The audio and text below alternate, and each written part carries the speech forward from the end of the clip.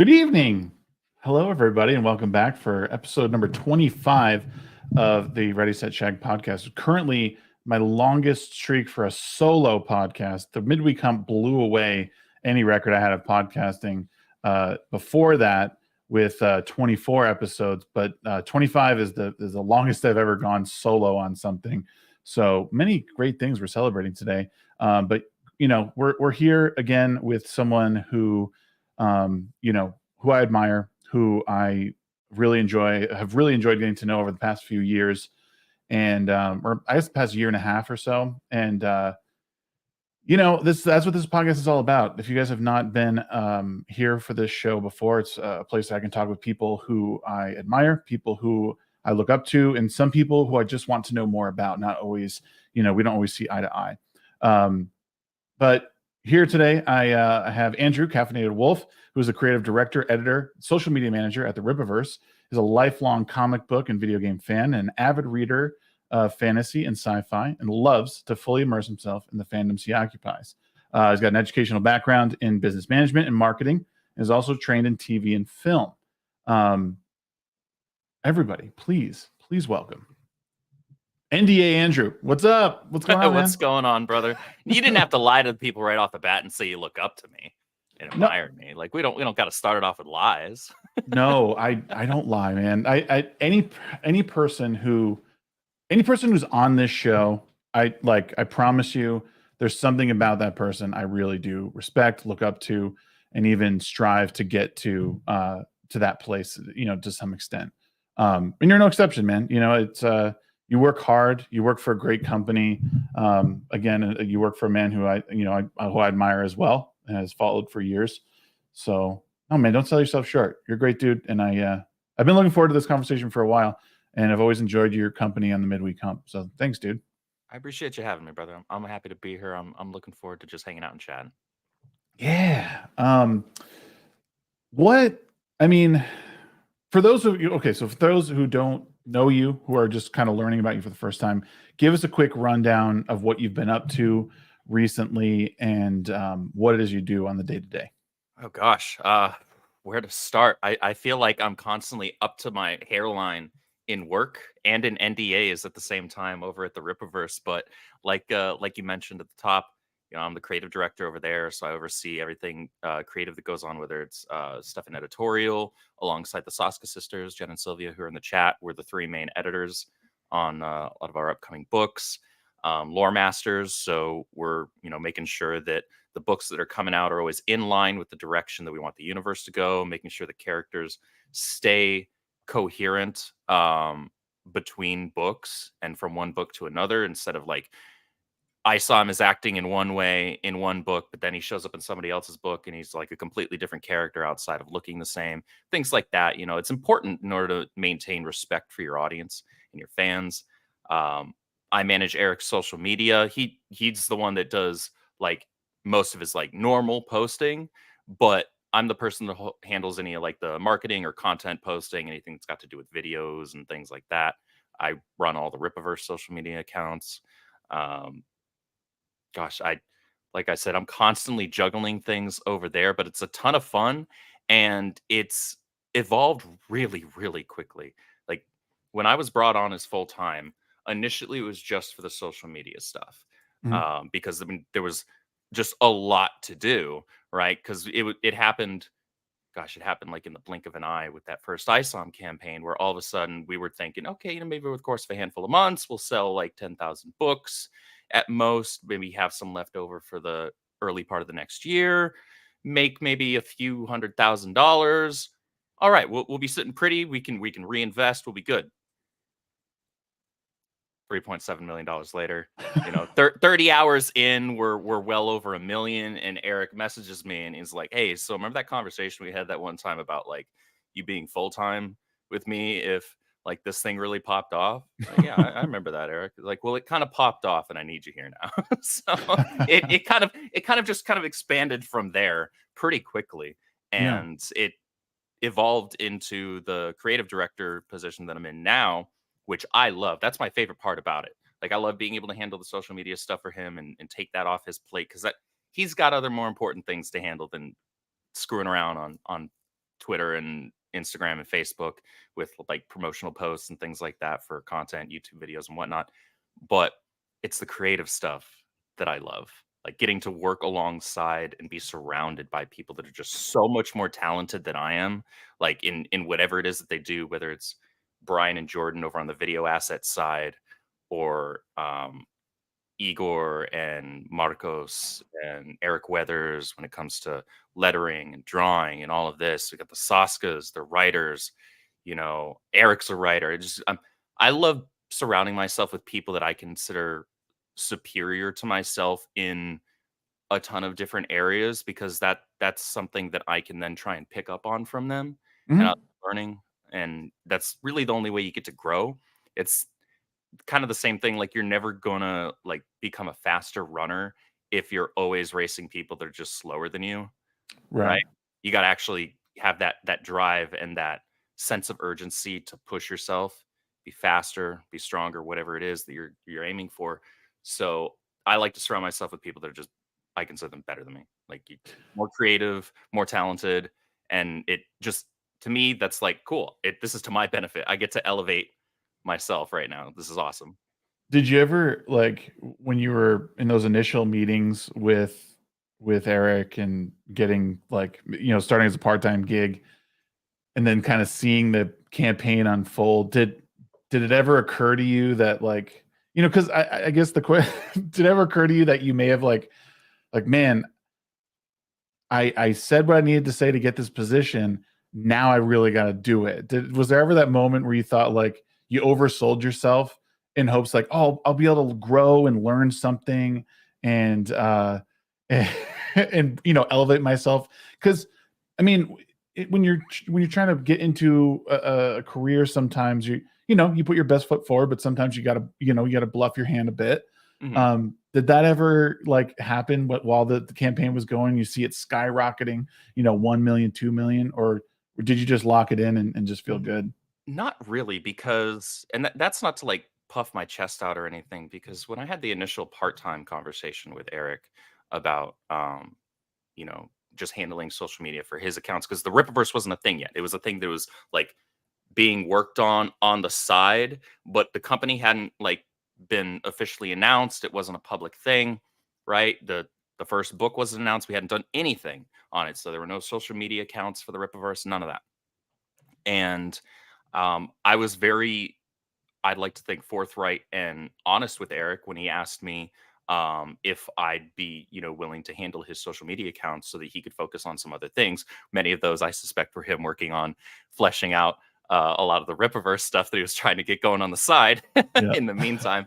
And so I told him, yeah, like I can do that. I'll be upfront with you that like I've handled some social media stuff in the past before, but I wouldn't consider myself like a massive expert on it right now.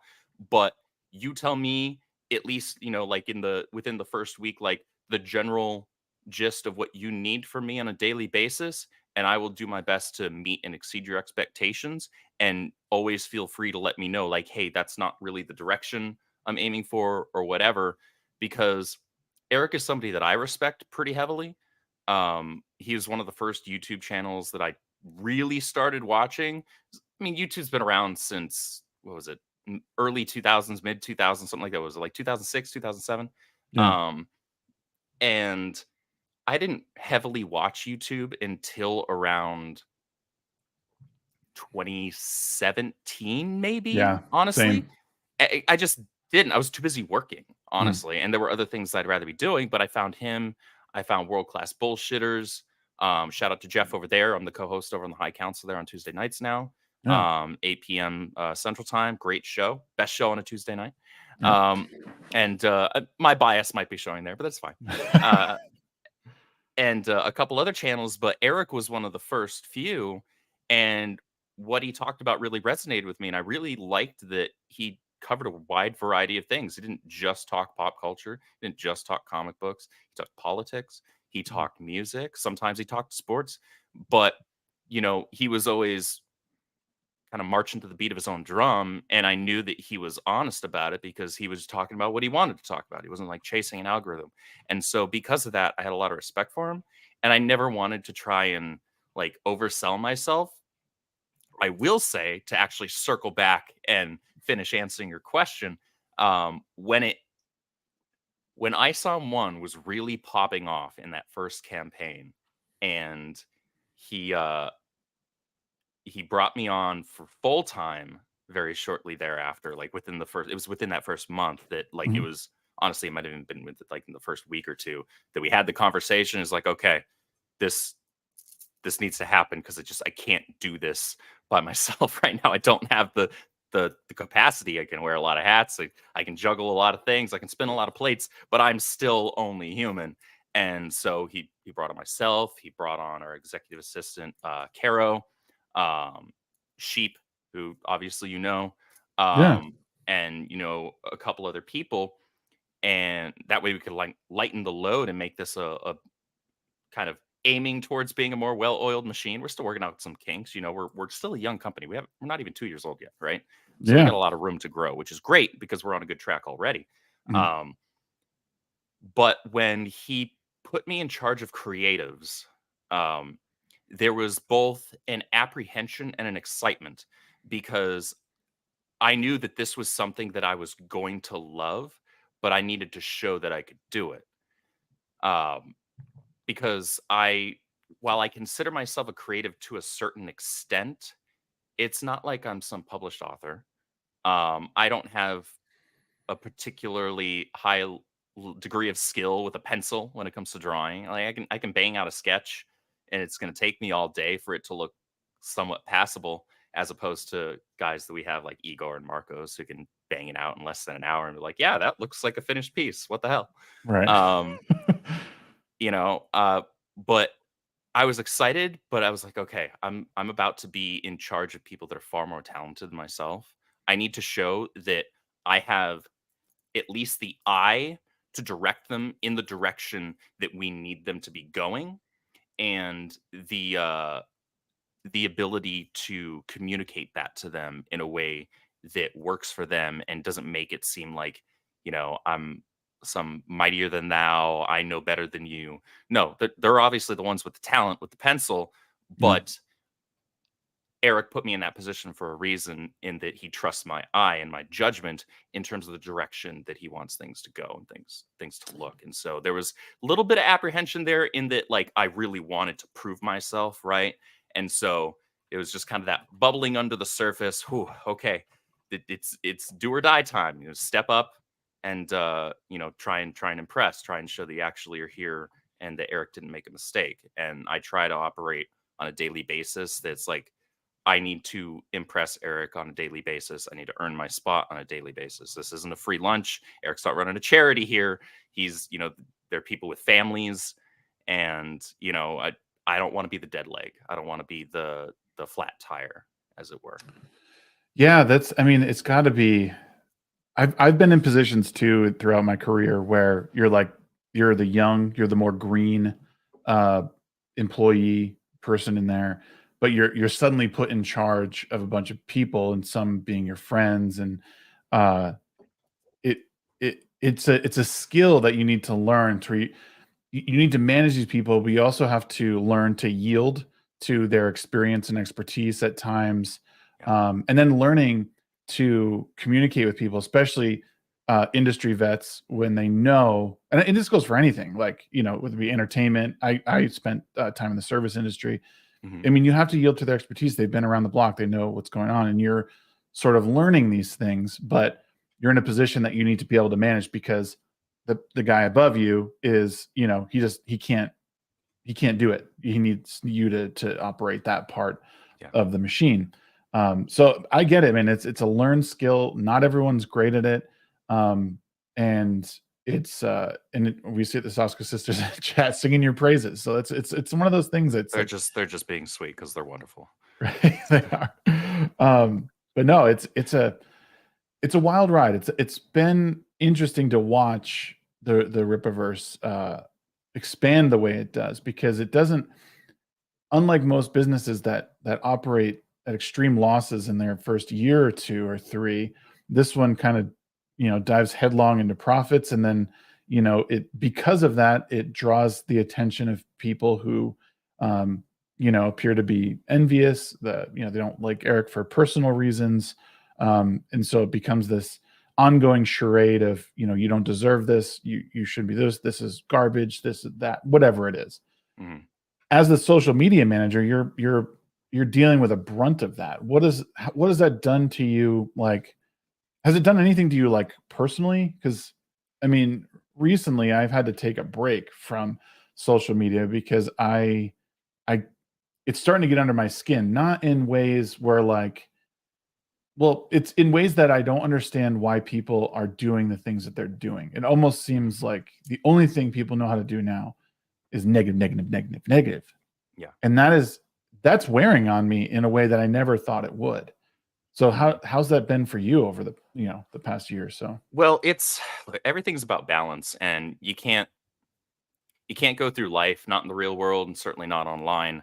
Um, Definitely not online, thinking that everything's always going to be positivity and puppies and sunshine and cookies and all of that. Though I do very deliberately have notifications turned on for several puppy accounts on Twitter. That way, they're always injecting a little bit of joy into my day and into my feed. But um, I get it, man.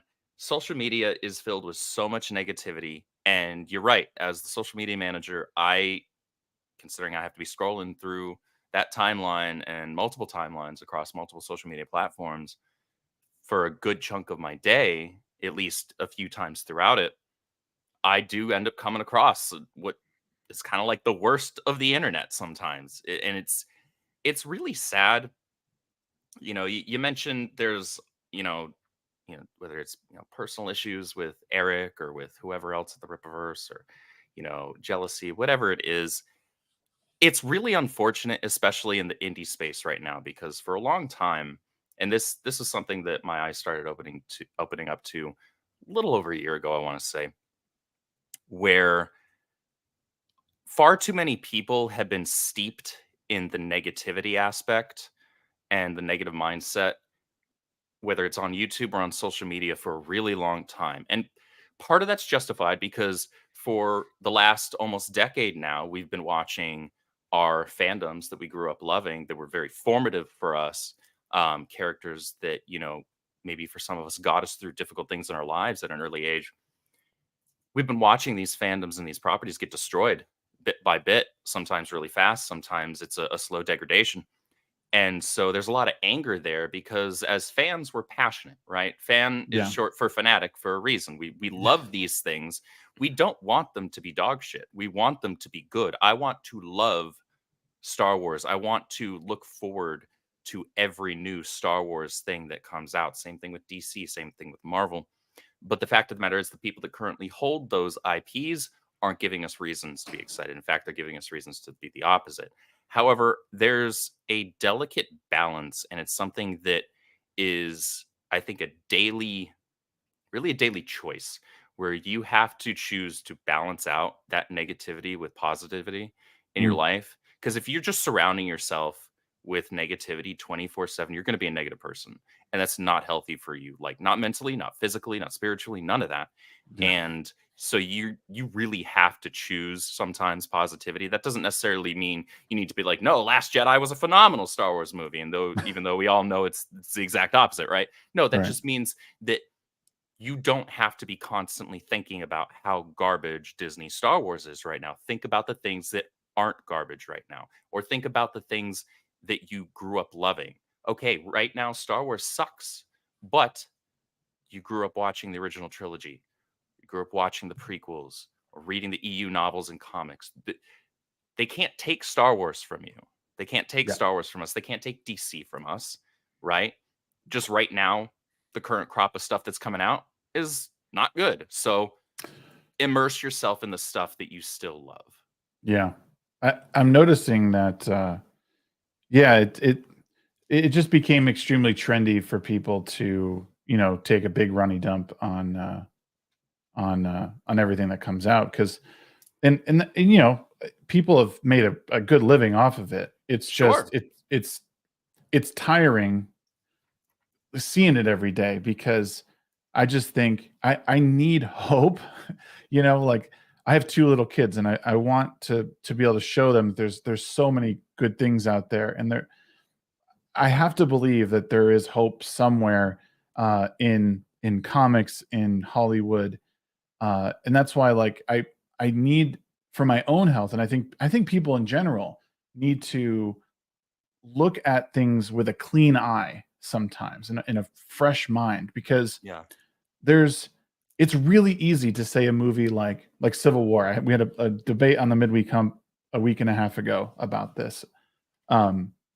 That like the movie Civil War is going to be woke propaganda, and I think like why is that the default? That's the knee jerk reaction right now, right? To everything. Everything's woke. If we've reached that point, then we're just the other end of the spectrum of everybody who disagrees with me is the worst form of humanity that came out of East Germany in the 40s, right? Yeah, yeah, Or everybody is this, everybody is that, istophobe, whatever. Insert whatever the label, the ad hominem attack is here.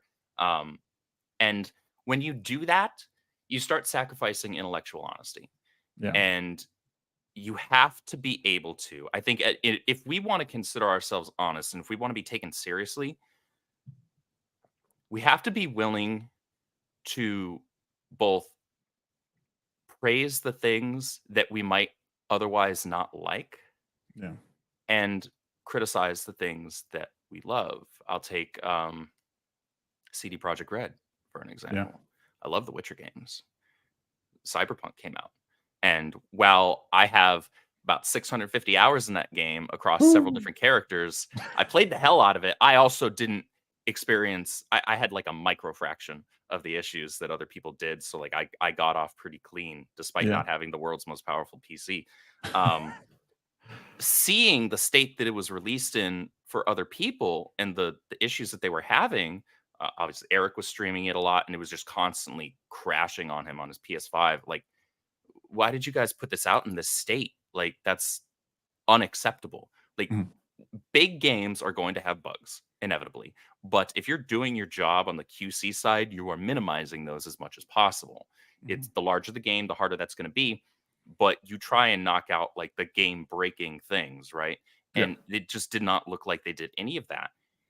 And so I, even though I had respect for CG Project Red, I was critical of their handling of that game's release, right? And in the yeah, same vein, I can take a look at movies that I might otherwise have a lot of issues with. So, say Aquaman, what was that, 2017, 2018, whatever the hell it was. Um, Fun yeah, movie, right? Looked beautiful. James Wan's a great director. Um, but that's not Arthur Curry. And that's not Aquaman. As a DC Comics guy, and that's no knock against Jason Momoa as a person, I think it was a miscast because he should be Lobo. He was born to play that role. I can hear Lobo's lines in Jason Momoa's voice oh, for so easily. sure. Yeah, Um, but I don't buy him as Arthur because the character that was written, not just how he looks, because that's I it's funny. Like 10 minutes before this stream, somebody on Twitter had posted something like, "I can't believe people are saying that Jason Momoa is not a good cast for Arthur," and I was like, "Well, because he was grossly miscast as Arthur Curry," and it's like, "Why not enough whiteness for you?" And I'm like, "Well, okay, like be that as it may, because Arthur Curry is, I'm sorry, fair skinned, blonde haired, blonde. and Yeah, blue eyes. Like, as much as you might not like that, that's how the character has been for decades upon decades. But I said equally as important, if not more so, is the fact that he acts even less like the character looks in terms of accuracy. Like they turned Arthur Curry, the regal king of Atlantis, into a dime a dozen Santa Cruz beach boardwalk surfer bro. And I grew up in the Bay Area, California for yeah, like 22 years. So I know what those look and sound like. And that's exactly what they wrote there. But I yeah, can still praise that movie on other aspects. And I think that's where the intellectual honesty comes into play, where it's like, okay, I might not like certain things about this film, but there are other things I can praise it for. Even Last Jedi, the movie looks beautiful. yeah, It's very well shot. yeah. It has a great score, right? Mhm. But then as a Star Wars fan, I look at it, it's like, well, that was garbage, right? Yeah, But on certain objective things that I can measure in terms of film critique, I can be like, okay, this was well done, that was well done, this thing over here was pretty solid. You bring up a good point, because Sheep will not let me live this down. He my son and I like the Into the Spider-Verse movie because, well, I don't have as big of an issue with Miles as a character, well, especially in that movie, because I thought it was different enough from everything else. But the story that was written in Into the Spider-Verse resonated with me. One, because my son and we used to watch it all the time when he was younger. He Mhm. loved that movie. I think the animation is like top notch. I love the motion comic book look. Mhm. Like seeing like the paper stippling and stuff like that, to me, is like really cool. Um, and then like Peter B. Parker's journey as like a mentor and father figure was a beautiful thing to watch unfold. And as a young parent, I mean, I was a brand new parent at the time of watching this, so Mhm. it was just a beautiful moment. So for It's that something you reason, could connect with on yeah, a it was personal level. something, and I thought that's reason enough to really like this. Now, people's criticism of Miles as a tokenized character, like I'm with it. I get it, and that totally makes sense. And a lot of the characters that have been tokenized, Mhm. since all this stuff, I get it. As a story, I like it. I think it works. It's an emotional story that, it has a beautiful arc in it, and it ends like you could end Into the Spider Verse and never make another movie, and you know what happens. It's one of my Mhm. criticisms of Across the Spider Verse is like it's half a movie that was way too Right. long, and it was boring in my opinion. Mhm. So, but those are the kind of conversations I think people like. A lot of people will gravitate to an opinion, be it from Eric or anyone else, and say like, "Oh, he's right. See, it's tokenized, so it's garbage. It's shit." It's like, well, hold on. If I can break this down into all these pieces, art, direction, story, Sure. whatever, like, I think that's perfectly fair, and I can get down with that. And even I think we've talked in private about, like, even if it's even books by people we don't like I don't like Stephen King, but Mhm. his earlier works are amazing. Like, there's some of the best fiction out there. I think he's not done really great in the past, in the past few years, albeit one or two other things that I think were good, but the majority of his stuff, after his accident, is really just bad. Mhm. But I don't know, man. It's just hard. The polarizing nature of the world is exhausting. And I I hope that people start to understand how important it is to at least, I mean, gatekeeping is fine. I think gatekeeping is okay. But Gatekeeping, when exercised properly, is how you maintain integrity in your fandom. That's yeah. how you don't get people like Heather Antos or Gail Simone or any number of other people, other writers that go in and fiddle with lore, fiddle with continuity. Your Ryan Johnsons, your Kathleen Kennedys. That's how you keep people like that out, Mhm. because gatekeeping is not something that's exercised against any group of people other than the group of people that don't want the thing to remain the thing. They Yeah. want the thing to change to suit them. That's Yeah. the problem. It doesn't matter what you look like, but Right. gatekeeping is actually integral, and it's something that we actually believe in over at the Rippaverse. And Eric has, said, shoot, he said, even when he was teasing it as being a thing, he was saying it is all up to y'all, like addressing the fans, to gatekeep the hell out of this thing. Like, this is for you. This is for fans who want good comics again, that respect them and are building characters that are going to remain the characters. Sure, they'll have growth arcs, obviously. Otherwise, what's the point of getting invested in a stagnant character, right? That's boring. You don't want that. But Right. they still need to remain themselves, right? They still need to have their core, who they are, who we expect them to be. It's up to you guys, the fans, to make sure that other people don't get in here and try and change things, right? And we're going to do that from our end as well, right? We Every single person that's ever been brought onto this team gets vetted to high hell. Yeah. It is incredibly important because they're bad actors out there. They're people that would want to be very subversive, um, people that want to undermine what we're trying to do, and that's the mentality that all fandoms should really have. I think the problem right now is people have lost the ability and maybe the desire as well to intellectually multitask. They don't Mm, they don't believe, or at least they certainly don't operate on the idea that two things can be true at once. So, like what you were saying about Into the Spider Verse, right? I have zero care for that film personally, yeah. but you were able to connect with that film because of being a father and having that very specific, very personal connection to it. So there was an emotional aspect that you were able to latch onto with that film. But then you also liked the art direction, you liked the cinematography, liked all these other objective things that I Right. think a lot of people would probably agree with. Also, Um, soundtrack was top notch in my opinion. soundtrack, yeah. Between score and like the regular tracks, so good. Mhm. Anyways, sorry. So, no, you're good.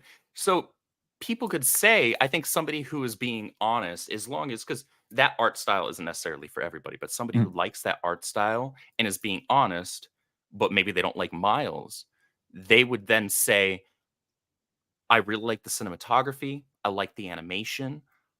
I think that the story that was being told within just the scope and the box of that film specifically on its own in isolation from everything else, I could say that is a good film. However, as maybe a Spider-Man fan and I don't like Miles, I don't like any of the other Spider folk, like I'm not a fan of it in that respect. But that's yeah. fine, Mhm, right? And yeah. and that's how I would try to approach it cuz I could toss out literally every single one of the other Spider folk that aren't Peter Parker. Every single one of them I can live without. Yeah. But I can still entertain conversations with people who want to talk to me about, hey, like I really like this movie from an art direction angle. I like the score. I like the story that was told, irrespective of whether or not people like Miles, right? And that's fair, and that's an honest conversation that can be had. And not enough people are willing to have that conversation on either side because what is it? It's always like if you don't like Miles, the conversation always just turns to, "Oh, you're just racist. Yeah. You just don't like black character. You don't like Miles because he's black." And I've gotten into it back when I had more free time and less emotional intelligence. I've gone back and forth with people on Twitter on that very thing because they would accuse me because I didn't like Miles Morales, right? Oh, you're just saying that because he's part black. It's like, well, I don't like Ben Riley or Kane either, or Spider Gwen. Now Yeah. what? Yeah. Ben Riley is literally just a Peter Parker clone. Yeah. So what else you got? Because the racism angle doesn't work, and then there's that really awkward part where I work for a black guy. So, like, if I had a problem with black people, that would be really awkward. I would think Yeah, on a that'd be daily weird. Yeah. basis, right? I think that would be a little strange. So, Um, and then on the other end, it's just like people can't have the conversation of like understanding that some people might actually like the movie just as a movie and maybe they're not longtime Spider-Man fans. They don't right. understand the lore from the comics. They're just looking at it as it was presented. They're normies, right? Yeah. General audience, they like the story that was being told and that was it. Like or for like yourself, maybe there was an emotional aspect they were able to latch onto Right. because maybe they're like you, they were a young father and they were able to really, connect with the mentor angle that was being presented there. And that's something important that has value. That does have Yeah. value. I might not like Miles as a character at all, but that story has value. See, the one of the things that I was almost like, I think the multiverse thing can be done. And Into the Spider-Verse started, it almost teased the fact that they've found a way to make it work because you had a place where these people can't exist in other multiverses. Their atoms start, scrambling. Like, okay, so there's stakes involved. You can't Mhm, just freely go from multiverse, universe to universe because you don't belong there, and it will eventually even itself out. So great, but then all of a sudden it's like, oh no, actually we found a way to just jump in between, and now the stakes are gone. So mhm, it's like they had something there, and it's one of those like we can never we've gotten to a point in storytelling and maybe it's because some of these comics have been running for so long that they don't know what to do with them anymore. They don't want to end them because they're cash cows, especially Spider-Man. Like, who's not going to buy a Spider-Man comic? well, it's the only um comic that Marvel's selling right now. So right. aside And from Immortal Hulk when Joe Bennett was the artist there, dude, but they let him go and now he drew Alpha Core. So immortal Hulk is like one of my favorite runs. It's like yeah. That So book good. primarily sold because, like, obviously there were people that liked the story, but it sold because Joe Bennett's art was Yeah. just out of this world, and it was Yeah. a perfect pairing for the character of Hulk. Yep. And they let him go, and now the Rippaverse has him, and Joe Bennett is working on stuff with us. So that's a win for us. Pretty fucking awesome. Yeah. Um, do you think this is going to be a tough question? I wanted to ask you something that made you think a little bit, and Okay. Sometimes I'm good at thinking. Other times I pretend. We'll Suck. see which it is. We'll roll the dice. Let's do it. Do you think that?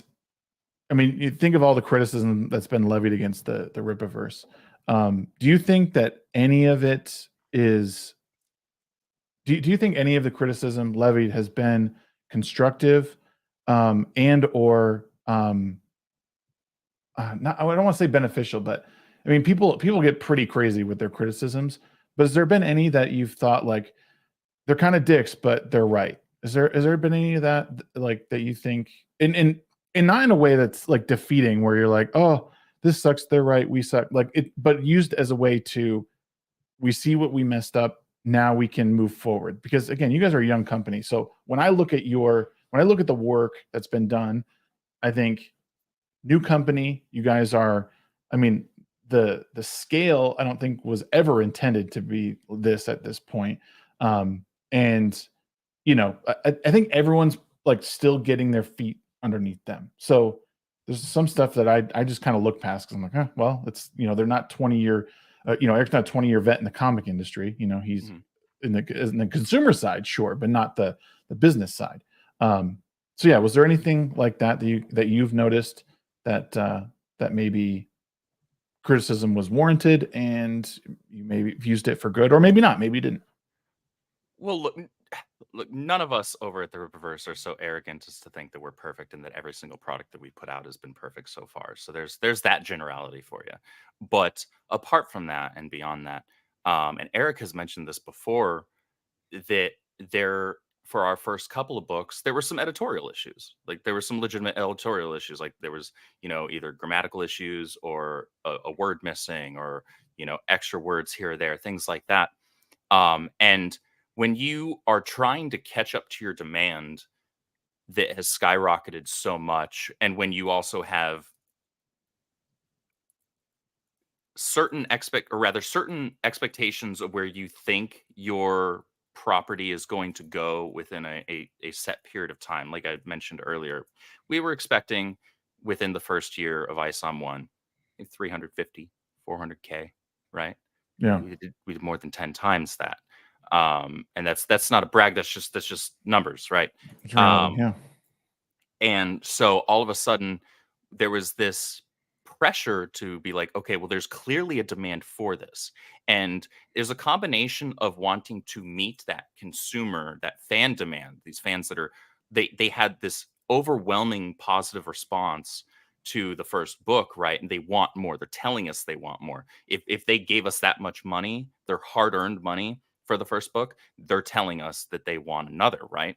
And so there's a combination of us wanting to get that to them to meet the fan demand, but also as fans ourselves. We're fans. We're comic book fans. This company wasn't just built by a bunch of schmucks that don't know what the hell they're doing. It's built by people that are fans of comics. Eric has been reading and buying comic books for decades, as have I. And so we want to enjoy that excitement and enthusiasm with our fans, and that's one of the most gratifying things about doing all of this, honestly, which is seeing the legitimate customer enthusiasm, whether it's on Twitter, whether it's in the YouTube videos, whether it's in our gilded server, whatever it is, or emails or DMs that we get from people like thanking us. Hey, like I haven't bought a comic book in like 10 years because I just wasn't happy with the direction that the industry was going, and this is my first one in 10 years or more. And thank you. Like this, the book wasn't perfect, but it was fun, and I'm looking forward to more. And that is all the excitement and energy and like encouragement that we need to be like, okay, we know people want more. Now we need to continue to try and improve on it, right? So there was a pretty glaring editorial error in ISOM 2 that Eric even addressed, I think both on a stream and in a video, that like Gooding's name on the logo was misspelled, and that was missed. He explained how it was missed, but it was still missed, and he wasn't like writing it off as like an excuse or anything. It was like, editorial things happen, but we're going to be more careful next time. And what did he do? Well, for the very next book, Alpha Core #1, he brought me onto editorial. So now we had an extra set of eyes, and now we also have the Saskas. So between Jen and Sylvia and myself, that's 3 pairs of eyes that are going through with a fine-tooth comb on these scripts and on the panels that are being drawn, as well as Kanan White, who is a god tier artist. And I am incredibly thankful to have him as my lead art editor, because while I consider myself an art snob in that I have very particular tastes with it, and I know what looks good, I know what I like, and I know what other people like. But for him, as being in that space and being a veteran and being an incredible artist, he can communicate all of that to artists in ways I could never even hope to do. So he can take art from somebody that is already talented, like Joe Bennett, like Deborah Carita, who's on Yaira, like redacted, because I'm not going to mention other names for other books that are happening. We almost got him. You aren't getting any freebies out of me, ladies and gents. Not out of me. Not today. Not today. I definitely couldn't do that with Jen and Sylvia in the chat. That's for damn sure. Right. Not for all the NDA grief that I give them, and they're such good sports about it.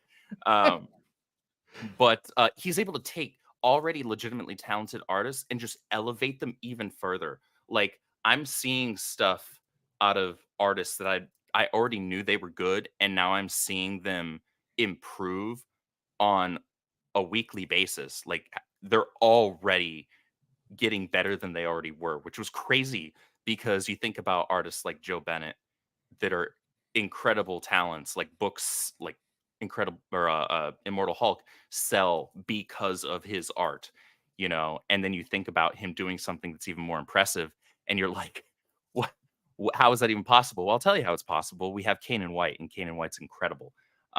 So there were editorial errors in the first couple of books, because we didn't have the eyes on them. We didn't have the structure put in place yet for that, and that was something we weren't quite prepared for.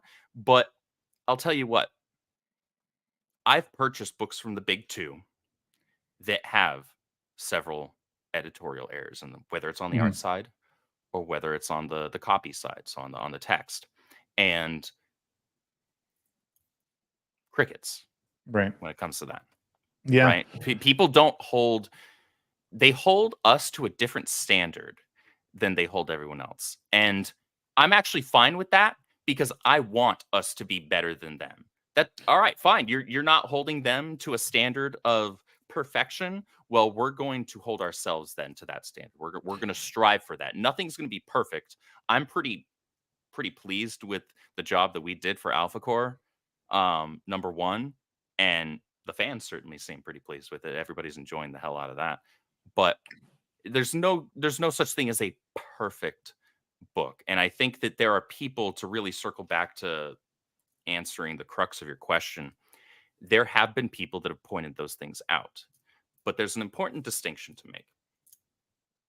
We've had fans, I've received DMs or emails from fans of ours saying, "Hey, loved the book. That I noticed this on this page and this panel." Maybe they'll take a photo of it on their phone or whatever and shoot it to us in the email and say, like, "I think this was missed on the editorial side." Like, "Oh shit, yeah, you're right. Like, that was missed. That's an oops on our end, right? That's thank you for pointing that out to us. We're going to do better next time."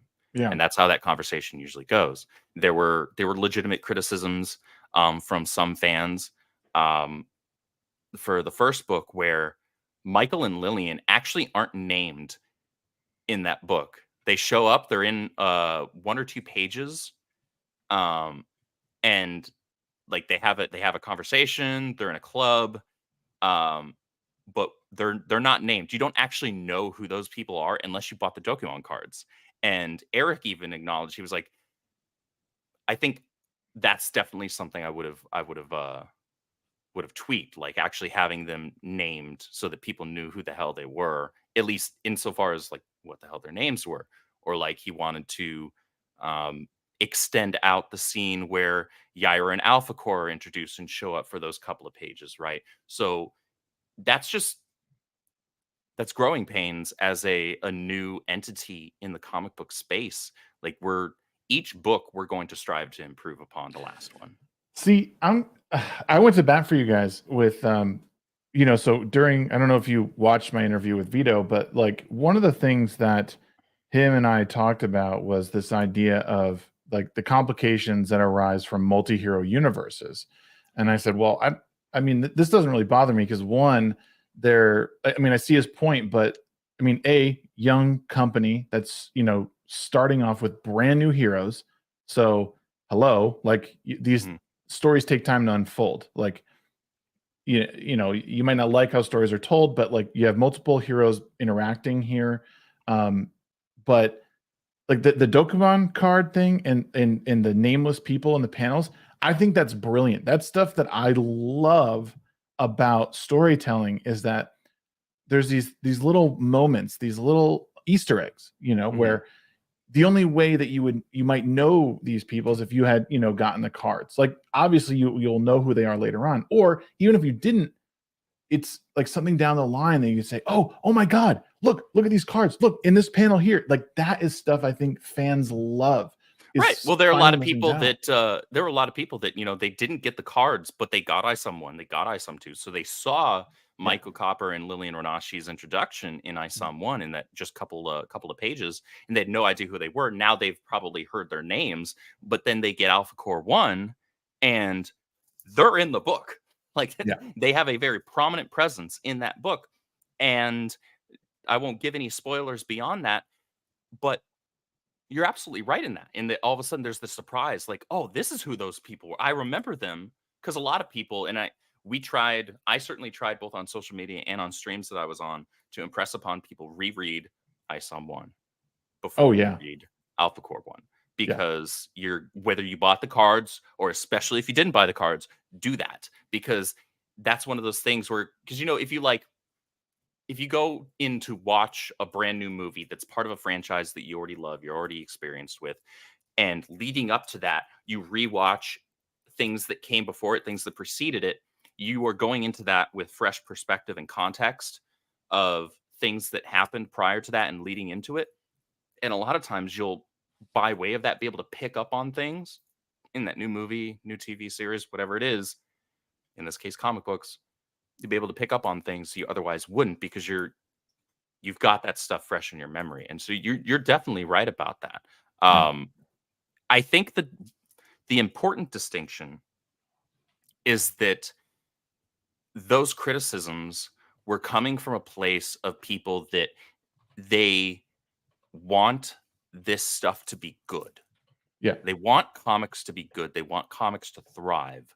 And therefore, they want and should expect, as customers, as paying customers, they should expect the best. And we are striving to give them the best. And if we are actually striving to give them the best, then we're going to actually show that in our output. We're going to show that in our work, with each book being more buttoned up. Alpha Core 1 is easily our most buttoned up book so far.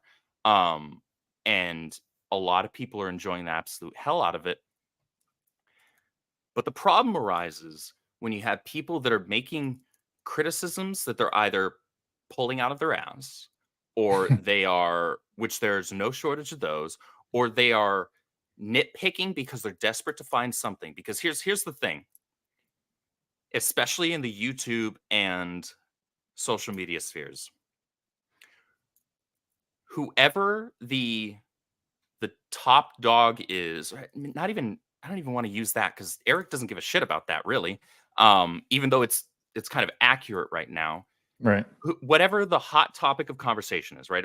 The hot entity, whatever it is, whoever it is, there is clout to be gained and attention to be garnered via talking down on whoever that individual is. Doesn't matter if they're a comic book creator, doesn't matter if they're a YouTuber, doesn't matter if they're a game developer, whatever it is, whatever the big topic is, you are automatically going to get more attention and more views by associating whatever you're talking about with that entity, with that person. And negativity gains clicks more than anything else in the online sphere. And that's a lot of that. But the part that's the most frustrating for me is when people will make criticisms just to criticize and gain that clout while pretending to give a crap about comics, while pretending to give a crap about making an industry that is in a bad place right now better. They don't actually care about that. Yeah. That's when I have an issue with the criticisms. And that's why we will brush off and ignore especially people that like aren't actually buying our book. Like I'm sorry, if you're trying to pirate somebody's book, I don't care if it's ours, I don't care if it's Marvel's, I don't care if it's DC's or Image, and you're criticizing there, like I'm sorry, you didn't pay for that, like, and you clearly don't give a crap about the industry if you are not trying to actively support the industry when it does something positive. Yeah. Uh, and there's an intellectual dishonesty to that that I just can't get behind. And so if a paying customer, whether they say, "Hey, I loved the book," or like, "The book was a bit of a disappointment for me," but you were a paying customer and you come to me in good faith and you're like, "Hey, like this got missed." Like if you're going to tell me that there's a grammatical error, I can't like that's not an opinion thing. That's a facts-based thing. I can Yeah. look at the page and be like, "Yeah, that was missed. That was an editorial issue. Thank you for bringing that to my attention. I appreciate you wanting us to do better. We're going to do better moving forward."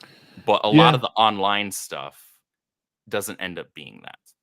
Yeah. It's certainly true. I've again in my discussions with Vito, I kept saying like, I just I want people, and someone AJ said in the chat, like when you write stories, multiple part stories, there's questions you got to ask. Starting in ISOM 1, there's lots of questions, and then moving to ISOM 2, some of those questions are answered, and then more questions are asked later on, which I haven't read Alpha Core yet, but I assume more are answered there, and then even more will be answered in 3, and maybe a bunch coming, tying off. But the point is you're picking up threads and allowing people to connect all the dots.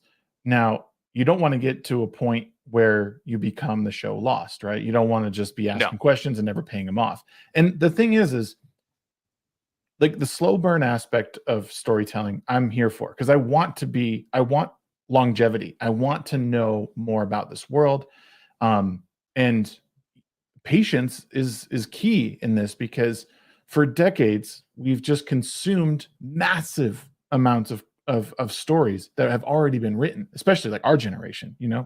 We're so, but being almost everybody who's reading this is their first time like starting like a story. And there's stories that are told, reboots or whatever, of characters, but we're talking about the very first stories of characters that we've never heard of, you know Yeah. A and lot of things that we're doing are very foundational. It's a lot of world building as part of our I like to call it our lore trinity. Jen, yeah. Sylvie, and I, like we actually had a long, almost like 2 hour discussion today, just talking about the things that are going on right now, on books that nobody's even heard of yet, and things that we've got planned for the future, and that's incredibly exciting. But you're right in that people that are reading DC and Marvel, that's a shrinking audience. They're reading characters that have been established for decades, Right. decades and decades. We haven't even been around for half a decade yet. We're barely a year and a half in here, and we're trying to build out a universe. And this is something that a lot of people, a good friend of mine here on YouTube, Royce, who runs a Drink with Crazy, he asked a question on Twitter. Was it yesterday or the day before? Asking how many, because he does a wonderful stream where he tries to get eyes on indie projects specifically. He dedicates an entire stream just to indie comics and trying to get more eyes on indie comics, which is, I think that's a great thing, and not enough people are doing it.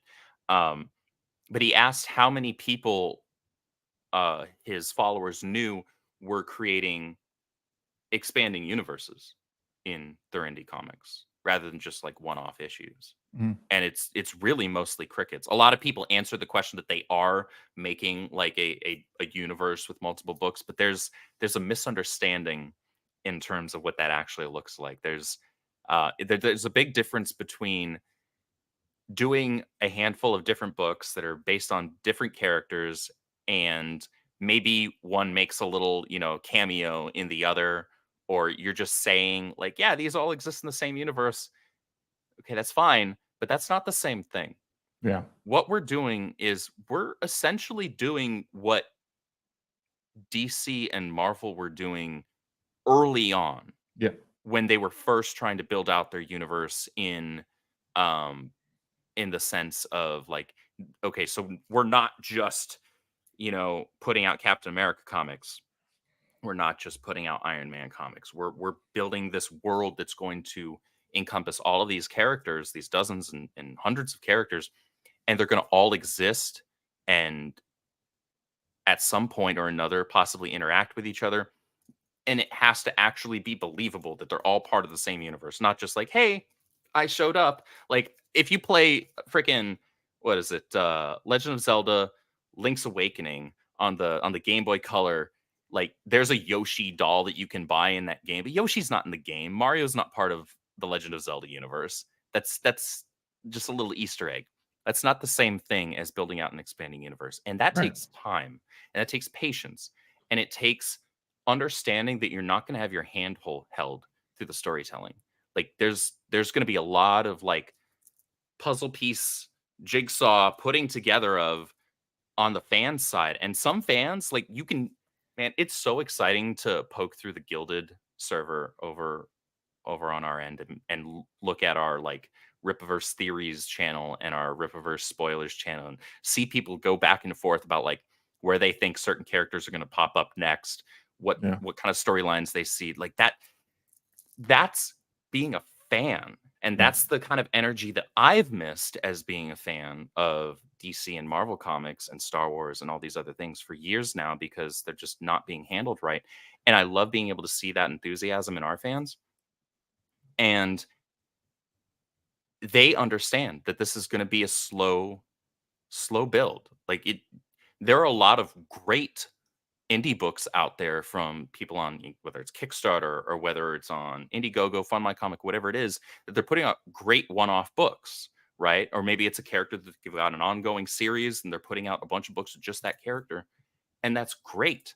But because it's just them putting out a single thing, that's going to allow them to be a lot faster with the pacing of what they're doing, not having to worry as much about the stakes. Because something we have to consider every single time we're putting out a new book is how do the events of this book affect the entire Ripiverse Oh, world that we're building? And in turn, how does those events affect the other characters of the other books that we've got going on, whether they're an in progress book or a book that we have planned down the line or a book that somebody else is going to pitch or what have you? And we have to take that all into account. good Lord. I don't envy you guys at all. But I want It's to so here. Let me much ask. fun. Dude, I bet. Because see, I do the other thing. I do. I don't know if I've ever told you, but I do some creative writing in my spare time, and I'm currently working on a book. For like last 6 months, I've been writing this book. And one thing I love to do is like when I write short stories, I love putting characters from other stories like into them just as like, passing by them, or like just like a one-off. They might talk to someone who was in a previous story. It's just Mhm. like little, like if my works ever got published later on, like it would be something that someone would know. Like, hey, that character was in that story. Like that's kind of cool. Like that's as much as I get with multiversal stuff. But I want to ask you, and Jen and Sylvia, if we ever get the chance to talk, I would ask you this very same question. So think about it. How do you prevent the so how do I want to formulate this question? How do you prevent the Rippaverse from like would it be story fatigue? Like or hero fatigue? Like, I mean, is there ever an end to the Rippaverse? Will there be ends to characters in these universes, or is this something? Hold on. I want to just go back to the how do you prevent the superhero fatigue within the Rippaverse? Okay. Well, there are a few things within that, so let's pick it apart. Superhero fatigue, and you probably mean this in a way that I might be misinterpreting, but superhero Sure. fatigue in terms of how it's usually presented isn't, I believe, a thing. I think there's a content issue in our entertainment overall. Um, that being said, I think what you're getting at is like if a character feels like their story has been told, there's not much else you can do with them. Their run is done. How do you handle like setting them off into the sunset or killing them off, whatever that looks like? And how does that affect your universe? Well, first and foremost, if you look at our Rippaverse code of ethics, when characters die, typically means they're dead. We're not doing this like time travel nonsense, no multiversal stuff in our universe. So you're not going to see a you know blonde Asian female version of Avery pop Right. up if he ever gets killed or something like that. It's not going to be a thing. But the beautiful thing about what we're doing really lends itself to avoiding people feeling, I guess, bored with a character. And that's even really such an odd way to frame that, because here's the thing. If and I'll tie this into something that Bob Iger said about Star Wars a couple of years back when like the property was just not doing well. Like the movies had started to decline, right? You had that huge boom with Force Awakens, but then Last Jedi made less. Rise of Skywalker made even less. Solo lost money, a lot of money. And then Mhm. there's been just declining viewership in all their Disney Plus shows. And he made the statement that was just so incredibly asinine to me, where he said, "Well, we're putting out too much Star Wars content right now. People are burnt out on Star Wars." No, nobody believes that. That's not a Yeah. thing. As a Star Wars fan, I want as much possible Star Wars as I can afford, and Right. probably even then some if I want to make some bad financial decisions for myself, right? Yeah. And Yeah. buy some things like, oh, that's a big old Jabba the Hutt freaking skiff over on Tatooine. Maybe I'll buy that, and I have no idea where I'd put it, but why not, right? Right. Because I'm a fan, I'm a Star Wars fan, so I want more Star Wars content. The problem is I don't want bad Star Wars content, and that's what Disney's been putting out. So as long as we're putting out content that is of quality in terms of how our fans view it, if each ISOM book comes out and it is of quality, if each Yaira book that comes out is of quality, and I can tell you right now, as somebody who's read those and editing those, yes, they are of quality, and our fans are going to be really happy with them. I am very confident in that, because Jen and Sylvie are fantastic writers. Eric is getting even better as a writer, because I liked ISOM 1, I liked ISOM 2 even more, and ISOM 3 is even better.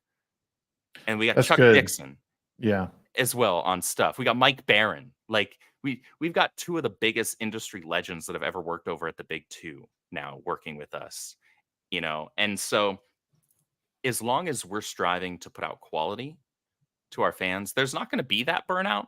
But the wonderful thing about what we're doing, as opposed to, say, if we were just putting out one book, if we were just putting out a book based on one character, maybe two, there's an opportunity for people to find their niche. There's an opportunity for people to find what they really latch onto. Eric has said this a number of times. The great thing about having a expansive universe, a growing universe of comic book characters, is that just very organically, you're going to have people gravitate to one character or another more than others. Yeah. And that's totally fine. Mhm. That's completely fine. When I was still reading DC and Marvel, I was reading some books, but I wasn't reading others. I would try out some books. Maybe they wouldn't stick with me. That's not for me. Whether it Yeah. was because it was just bad or just didn't really care as much for the characters, right? And that's totally okay.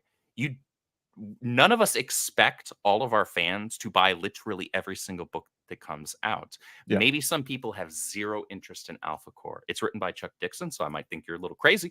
But I also Yeah. grew up reading Chuck Dixon's books. Like Chuck Dixon is one of the most formative writers for me Mhm. as a young man reading comic books, because like everything that was coming out that was surrounding the Bat family was written by him, basically.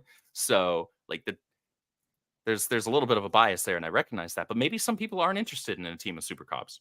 Cool, fine. Right. Maybe they're interested in Yaira. Maybe they're Yeah. more interested in Gooding. Maybe Gooding, which was a character that none of us thought all of a sudden people were going to gravitate towards and want that character to get his own book, let alone know that it was going to be Mike freaking Barron, Magic Mike Barron, that writes it.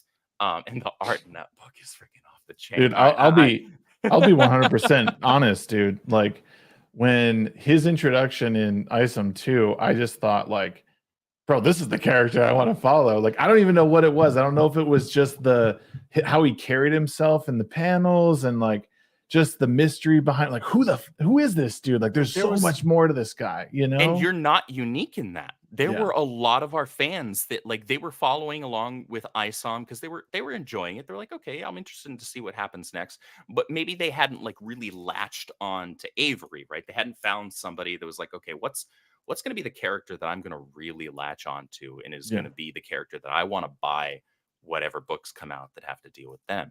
All of a sudden, Gooding became that character for a lot of people. And Gooding was he wasn't ever intended to be a useless side character by any means. He was meant to be important, but he wasn't created with the idea that all of a sudden he's going to have his own book, right? Right. But that's the great thing about us being independent and being able to pivot and be agile as an entity, as a business, and responsive to the fans, because the fans can tell us with their wallets, hey, we want Gooding, and we can be like, okay, well, Mike Barron was saying not too long ago that he wanted to do something with us. Let's pitch him the idea. What does he think about this? All right, then he sends in a pitch for the story. Cool, let's do it.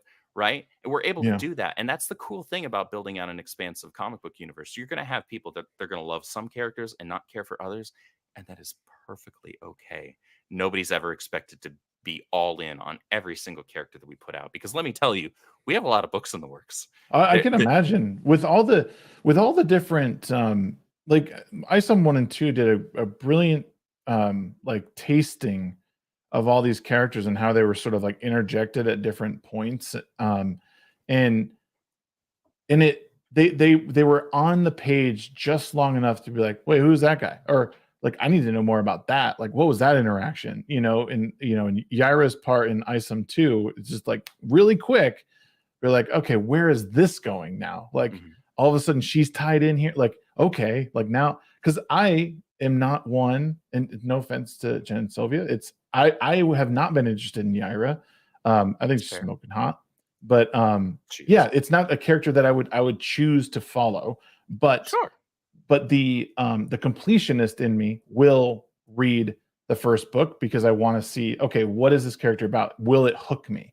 You know, because I'm already invested in these characters, you know, and the different beats they have in the first two ISOM books. So where does that go in ISOM 3? Where does it go in Yaira 1 and Alpha Core? Like all that stuff. Where indeed. Yeah. And like that stuff matters to me. And again, slow burn for me is great because I like to be strung out on the page, and I don't want everything at once because then it's done and I got nothing left. Then what's the point? What do you do next? Right. Well, there's look, Eric is not new to writing. People forget that. He's done ghostwriting. Sure, he's new to comic book writing, and there's some differences between comic book scripting and doing, like, say, prose novels or, you know, any other type of writing out there, whether it's, you know, scripts between TV and film aren't the same, right? And those are entirely different from scripting something for stage. Yeah. And I know this because I did all three of those in college.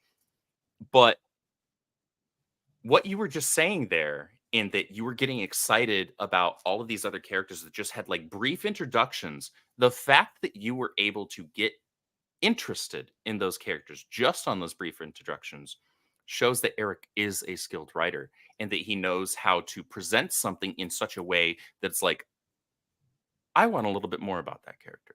Yeah. That character piqued my interest. I need to see more of Gooding. I need to see more of Alpha Core. I need to see more. Everybody's clamoring for, everybody in the Brothers Goldfish is clamoring for Norfolko, right? Maybe we'll get that someday, right? So all I of want a these characters, poster. insert every single character basically that's been introduced in the first 3 books that people have been clamoring on social media for, which is basically all of them for the most Yeah. part. That's because their introduction was interesting to them. And while it might not be interesting to literally every reader, it shows a skill set and a talent to be able to get people's interest in a character with a very minimalistic introduction. Yeah. Because think about it, Alpha Core had a couple of pages in ISOM 1. They had, what was it, like a page in ISOM Yeah. 2? Yep. It was very short. Yaira had a couple of pages in ISOM 1. Gooding had a hand. Actually, Gooding, now that I think about it, probably had more pages than Yaira and Alpha Core combined Yeah. in those two. But and everybody wants Blood Ruth, and she had a pretty hefty presence in ISOM 2, to be fair. So people actually got to, see her in action a little bit more than the other characters. Yeah. But despite that, none of those characters were the primary focuses of the books in which they were introduced. Right. And so that's really cool that people are getting hyped for characters that they've only been shown just a little snippet, right? Just a little Yep. slice. We're going to give you something. We're going to give you a taste. We're not going to dedicate the whole book to them yet. But if the fan response is such that they're telling us they want more, okay, well, here's Gooding the polymath for you. Yeah, and I think, like you said, by the numbers, like you guys are killing it. And with the Alpha Core campaign, dialing in just under numbers that you were, for the previous 2 books, you're still hitting ISOM 2 campaign And that's with numbers. all of our prices being much lower. Yeah, and that's what I mean. Like there's something to be said for that. And as these things go along, I think you'll see ebbs and flows. Honestly, it's impressive that you haven't seen more of an ebb in sales. But again, I think it was because, Alpha Core being something new in Chuck Dixon, I think obviously it's drawn people in. And, and I think Yaira will be the same way. I think I would expect similar numbers for Yaira, maybe even just a little bit above Alpha Core, because I think people are just really interested in, it'll be 3 books now, just like little tastes, and like now we're getting the story. And once people see the Yaira campaign, Yaira has the potential to do. I can't say with any level of confidence what exactly that book is going to do. That campaign, though, has a lot going for it. And she is our most looked forward to character at this point. I know you personally aren't necessarily super invested in the character. A lot of other of our fans are, and that's totally fine. Like I said, not everybody has to be invested in the same characters. That's honestly part of comics. There's nothing more organic in comic books than some people liking other characters more than others. It's the misogynist in me. It must be, because even Blood Ruth didn't interest me the way, but it's. There's different elements of what I connect with, like we talked about earlier with Into the Spider-Verse. I like watching Peter B. Parker's arc as this like this kind of self-absorbed, like, oh, woe is me, and then going to this like dad figure, like, oh, I do want a family. It's time to pick myself up, go fix my relationship. I like to connect on personal levels. Sure. With people. And I've connected with female characters in the past, but for the most part, they're going to be, guys that I can somewhat identify with. And I think for Gooding was just like, he's just smooth. And I love that, what does he do? I don't know. I like those kind of mysterious characters. Yeah. And in the mystery behind him of like, the cleanup guy, like what, I love that. Is cleanup all he does? Yeah. So and of course I would say no, but I just, it's such, there's so many things that I have not been disappointed with yet. And your point's well taken, say what you want about the Rippaverse, but all these characters that people are showing interest in were written by Eric, this inexperienced comic book writer. And there's been plenty of people that are interested in what is going to happen next, and it's no easy thing. I write, dude, and it's really easy to get distracted and let stories fall apart and not continue. It's even Writing's hard. harder. It's a discipline. Well, that, and it's not only that, it's even harder to put up, a large sum of your own money to go out on a limb and hope that people respond in a positive manner, right? There's nothing easy or comfortable about taking the kind of money that Eric did to start this company and to say it was as easy, and you and I have talked about this privately, to say it's as easy as writing a check and and fronting your That's money, a big or check to write. right. That's not easy. Well, and any amount of money that you're saying, okay, Chuck or Jen, Sylvia, here's this money. Like, there is a risk every time you rip that check away and hand it over to someone else. There's a risk that they're going to blow it, that people aren't going to like it. It might not even be any fault of the writers or the artists. It might just be people don't Could like be that wrong character. place, wrong time. Right. Sometimes it's a matter of circumstance. And And you're it's right. You're Oh, go ahead. absolutely right. And Eric took a massive, massive risk, but it was a calculated risk. Yeah, And that's no because doubt. he's a comic book guy and he believes in the medium. He believes in the magic of the culture. That's actually a direct quote from our code of ethics. I read I read Alpha Core #1 cover to cover, including the code of ethics page, about 37 or 38 times while I was editing it, just Damn. because I was trying to be that meticulous about it. Like, when I say fine tooth comb, I'm serious about a fine tooth comb, because I'm like, nope, some of our fans were right. There were a couple of errors on the copy end when it came to the first two books. Let's do our best to mitigate that. And Yeah. since I'm being placed in charge of that, I am going to do my damnedest to make sure that our fans have the best, that, the story that was written, this incredible story that was written by Chuck Dixon and penciled by Joe Bennett, gets the respect that it deserves by me giving it my best on the editorial side, right? And it and we as a company deserve to try and put out our best work, right? So it's Yeah. trying to give three bests at once. The creators of the book deserve it. We as a company deserve it, and most importantly, our fans deserve it, because they're the ones giving us their money for it. Right. And it is such a difficult thing to do, to put forth that much money. Eric said it before on streams. He invested like 300K of his own cash. That's no bank loans. He doesn't have the backing of some multi-million or multi-billion corporation. Despite what some people on Twitter might say, Glenn Beck did not fund us. Right. Eric is just a very frugal individual, and he saved up a lot of money over the years, set aside to where he could kickstart this thing himself, and then he took a calculated risk. Yeah.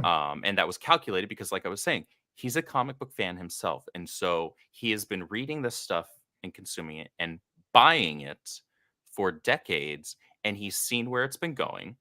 And he's seen where people have been going, which is away from it, away from the big two, because they don't like where it's going either. Right. Yeah. People are dropping their poll lists left and right. I'm seeing, Twitter accounts that I follow that were still up through, mid this year, still buying a ton of DC and Marvel comics every single week, going to their LCS and then posting on Twitter what they were reading, Oh yeah, I how they dropped all felt mine. about it. Yeah. Yeah. And I'm in the last couple of months now seeing even those accounts that were like the last holdouts, the bastions, right? The hopefuls, they're dropping the vast majority of their poll lists. And Eric said, okay, there is clearly a desire for comic books, Yeah. but there's a problem in the industry right now. What can I do to solve those problems? I think I can.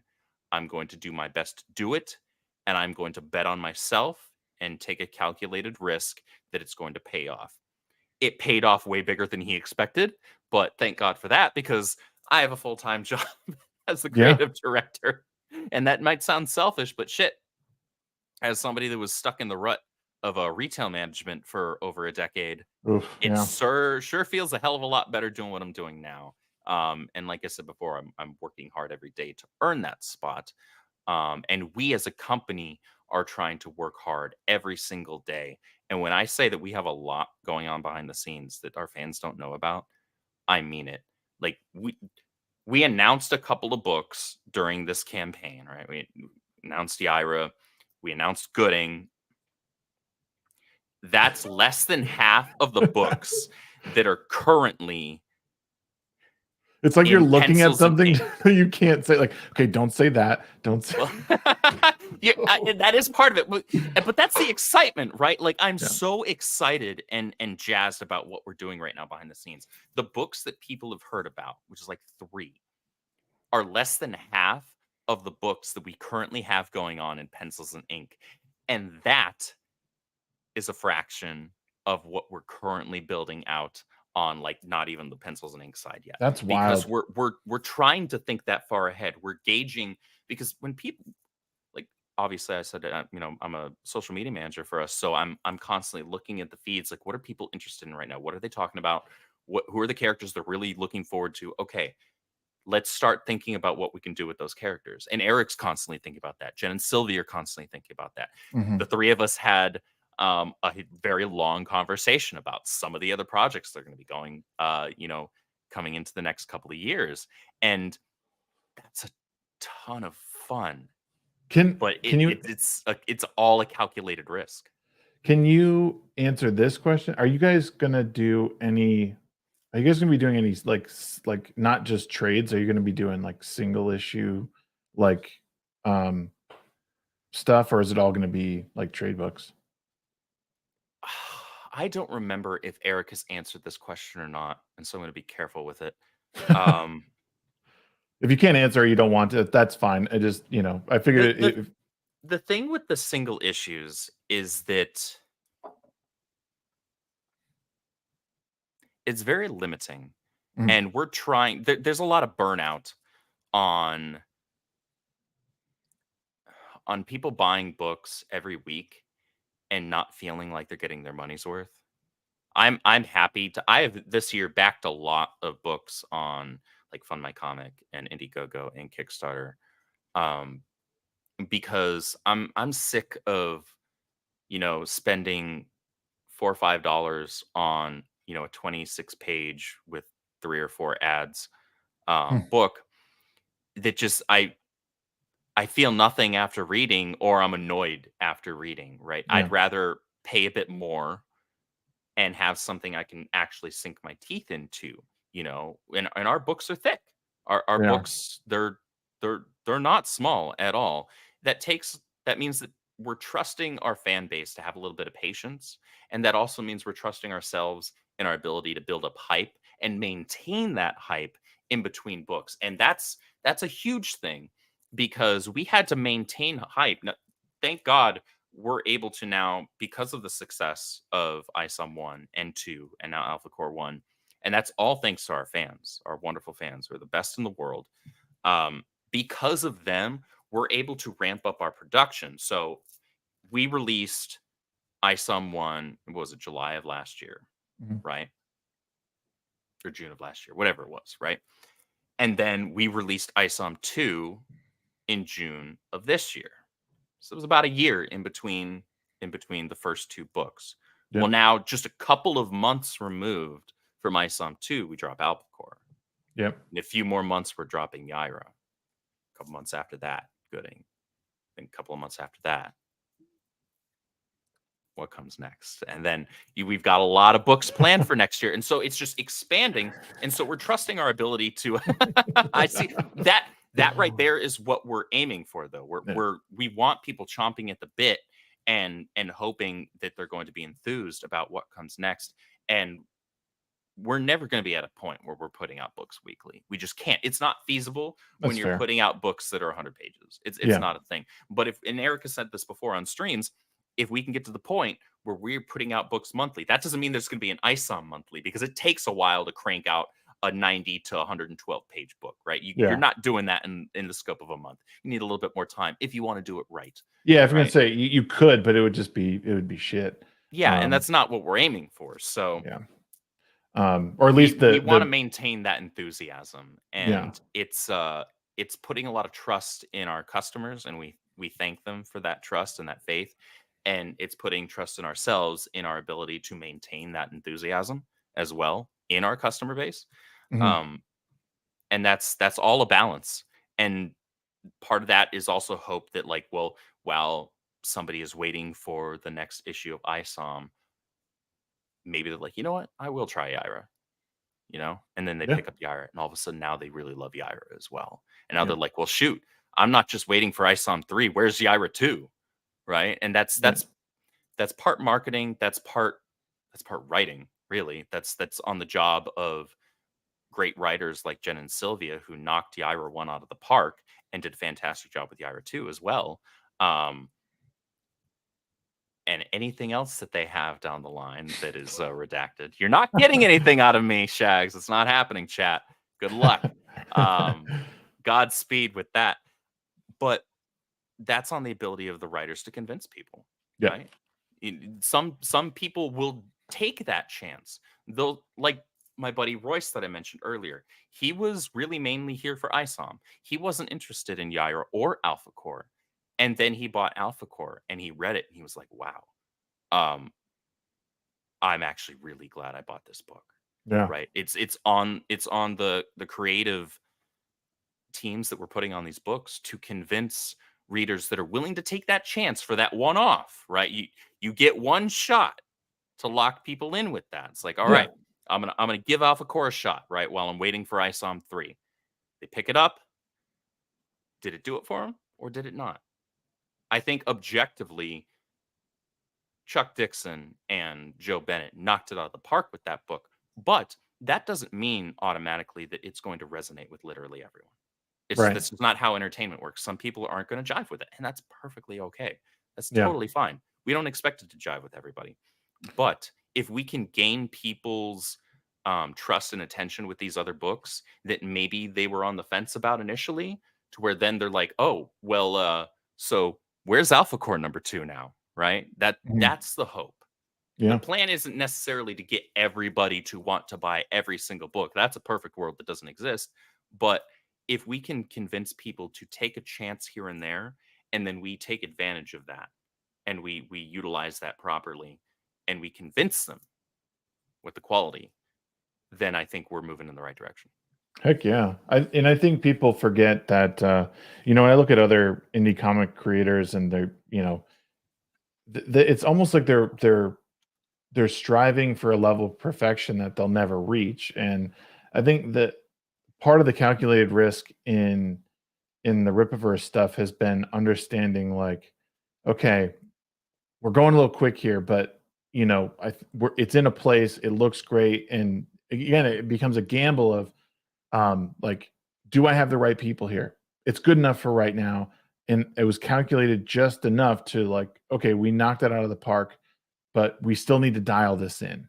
You know Yeah. what I mean? Like, it's all calculated, and that's one thing that I think I've said about Eric in the past, is that he doesn't do things by accident. He surrounds himself Eric with the does right not make people. uninformed decisions. Well, in that, and if something, he strikes me as a guy that if he made a bad choice, he wouldn't be afraid to correct that choice. And, like, if someone got seriously out of line, he would remedy that right away. But he also seems loyal. So if there was ever an issue, it would be like, hey, we need to work this in. We need to reel this part in. And you know what I mean? He seems fair in that way, but he's a businessman, but he's also a lover of comics and all this stuff. So, and having a firm understanding of all that is really what keeps me investing in this. Even if I don't think this story is as strong as this one, I believe in the cause behind it and the message. And until I'm proven otherwise, there's no reason for me to not. And like I said, if I read a book and it's not up to what I think it should be, I might not invest in the next one. But Sure. as of right now, there's plenty of As people is your investing right in as it. a consumer. Right. Like, That I would doesn't mean expect that of anyone. I expect that out of myself when I purchase books or video games or, go to see a movie. Like, that movie sucked. I wasn't a fan of that. I'm not going to go see the next one. Well, and it's not even it wouldn't even be a reflection of Eric's work, because, like, I don't operate like that. Again, I can still I can separate the art from the artist type thing. It might not be the very best comic, and I might not buy the next thing, but it doesn't mean I'm going to ignore everything or then go on YouTube and make 10 YouTube videos about how Eric July betrayed me with an AI generated thumbnail. You know, like I'm not. That's not what I'm. That's not what I'm trying to do. That'll get you a lot of clicks, though. I Shag. hear that's the way. I don't know, man. People just must like the room temperature IQs that are around. Like that must be what Room like allows them temperature. to do it. Some people, man. All right. Gloves They're all over there. Room temperature IQ? No. Try IQs that didn't make it past the baseboard. yeah, yeah, They stunted at the baseboard. yeah. But even more, I think their intellectual honesty and their integrity didn't make it past the baseboard. And that's the unfortunate part. Yeah. I mean, especially because a lot of the people, I mean, there's many people who are in the indies comic space who are like, it's not even I mean, there's criticisms of the art, but it seems more, and I can say this because I've talked to one of the individuals, it seems like a disdain for the individual and like their disagreements on a personal level, and then also decisions within the business. And it's like, this doesn't concern you. That's where people allow their personal feelings, whether it's jealousy, whether it's an ideological discrepancy and disagreement, whatever it is. That's where they allow that to cloud their better judgment. And instead, people should focus on their craft. Yeah. Instead, people should, here's the thing. When other indie creators start going after each other, this is not directed at anyone in particular. This is just a general statement. When indie creators start going after each other, to me, that says you care more about trying to get yourself over by crapping on this other person than you care about, I don't know, fixing comics. Because obviously we're all doing the independent thing because we see that there's an issue with Marvel and DC and Image and Dark Horse and all these other guys, right? Mhm. So if we're all striving for the same thing, there's going to be varying levels of quality. Sure. There's going to be varying levels of enthusiasm and success with each different project. Fair. Not everybody's cut out for making comics. It's not easy. No. But if you're putting a lot of your time and energy into crapping on other indie creators specifically, you got to set your priorities straight. Because especially if you have unfulfilled campaigns, Yeah. or if you do a lot of advertising maybe on social media about your project, but you haven't put out a campaign yet, you haven't actually or haven't delivered on it, whatever it is, you should focus on your craft. And that's what the advice would be that I would give to every single indie creator out there. Doesn't matter who it is. I'm not even going to even bother dropping any names because this applies to literally everyone. Yeah. Don't focus on anyone except for the people that you hope will buy your book. Yeah. Those people should be your focus. Seek to please them because they're going to dictate whether or not your book is a success. Yeah. The people that, may agree with you about whether or not they like a specific individual, whether it's Eric or anybody else, those people aren't necessarily guaranteed to buy your book. Those people might just also have a personal issue with Eric or with somebody else at the Rippaverse or with the way that we're doing things at the Rippaverse, whatever it is. Jealousy, it doesn't matter. Whatever the reason is, it's irrelevant and it should take a back seat.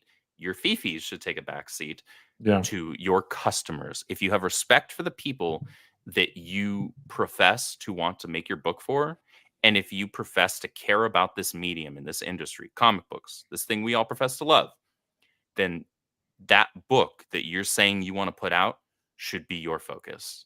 Yeah. Not somebody else that's having more or less success than you, whether they have a boisterous fan base or not, whether they're, super in the public eye or not, it doesn't matter.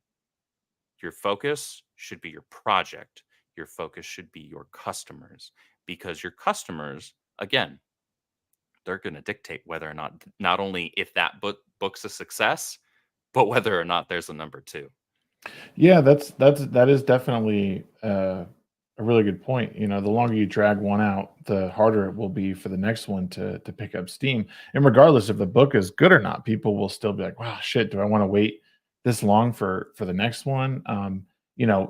It just, again, it depends on how great it is. But I think people's need to be perfect and to like outdo the other guy is is is poisoning the well. Like, just, you guys are all, it's independent comics. You're not Well, even, rising tides raise all ships, right? Like, you have a yes, good indie comic, it's going to help indie comics in general. It's not going to hurt anyone. I'm gonna slightly, like, halfway push back on that. And Do it. what I mean by that is that competition is healthy. The Yeah, problem right now absolutely. is that DC and Marvel are not competing for customers.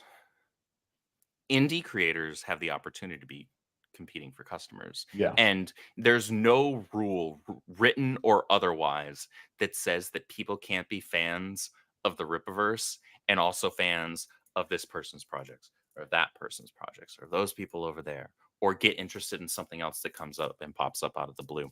Amen. This is not a fixed pie, and there's no world that exists where you can't be a fan of multiple things. Just because I'm a Star Wars fan doesn't mean I can't also like Harry Potter. Just because I like Harry Potter doesn't mean I can't like Lord of the Rings and Chronicles of Narnia. Just because I like those things doesn't mean I can't also like superheroes. Just because I like DC characters doesn't mean I can't like Marvel characters. There's Fanboyism is the most retarded ass thing that has ever existed in fandom. People that act like, oh, well, you can only be a fan of DC or you can only be a fan of Marvel. No, Yeah. piss off with that. I can like Spider Man and The Flash. I Yep. can like Superman and Nova.